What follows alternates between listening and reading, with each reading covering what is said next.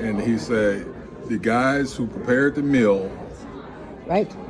they're like the offensive line. Yeah. Because exactly. the night wouldn't take place without those guys. Right. Absolutely. And he said, my offensive line, I wouldn't be who I was if those guys didn't block for me. Oh my gosh, that's perfect. And so when I was hearing those stories about Mrs. McCaseky and her being a servant leader, Right. Walter was like that. Oh, absolutely.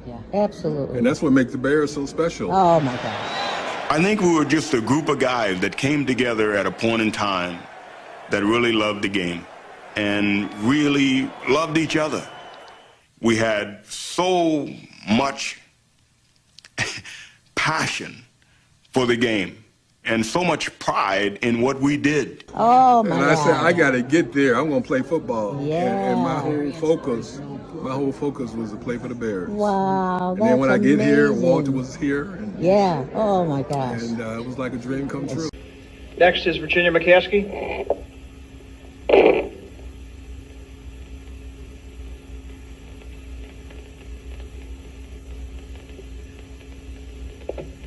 After Brian Piccolo died, my husband Ed and I promised ourselves that we wouldn't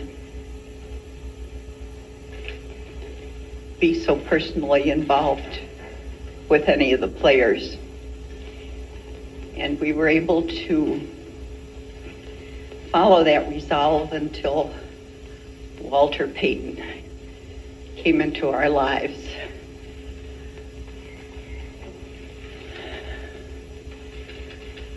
Oh my gosh. And the thing with me is I never forget when I was 10 years of age and I watched Brian's song. Oh my gosh. And man, love that. I cried.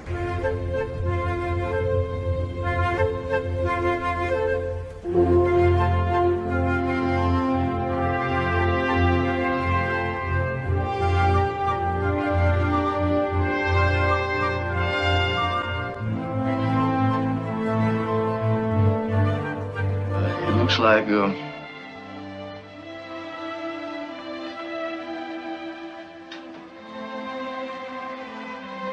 might never play football again. Or for a long time.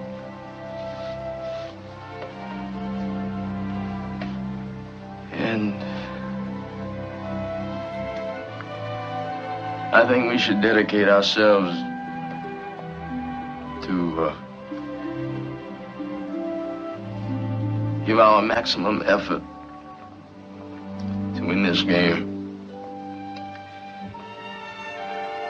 And give the game ball a pick.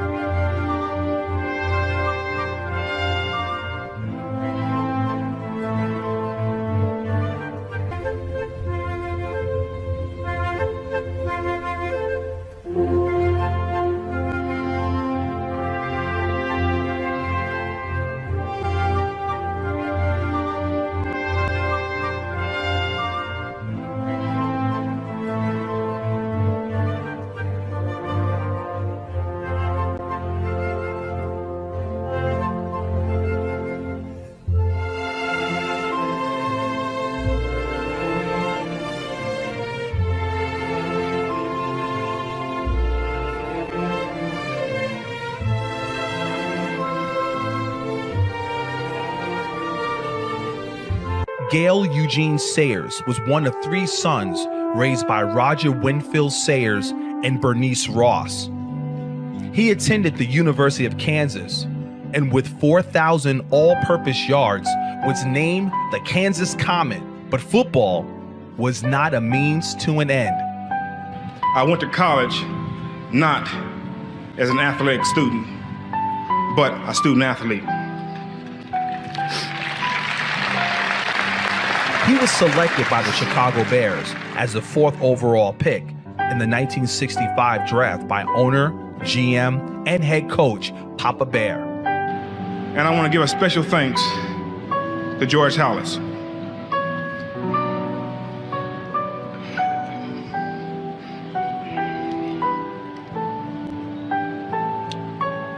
A man who more than anyone else has made professional football what it is today.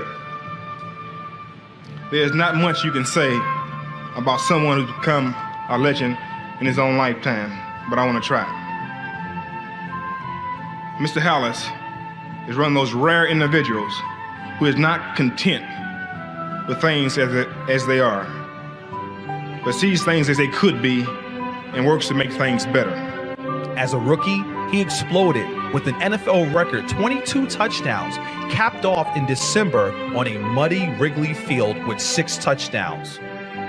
As great as he was on the field, his quiet wisdom and integrity made him the perfect choice for George Halas.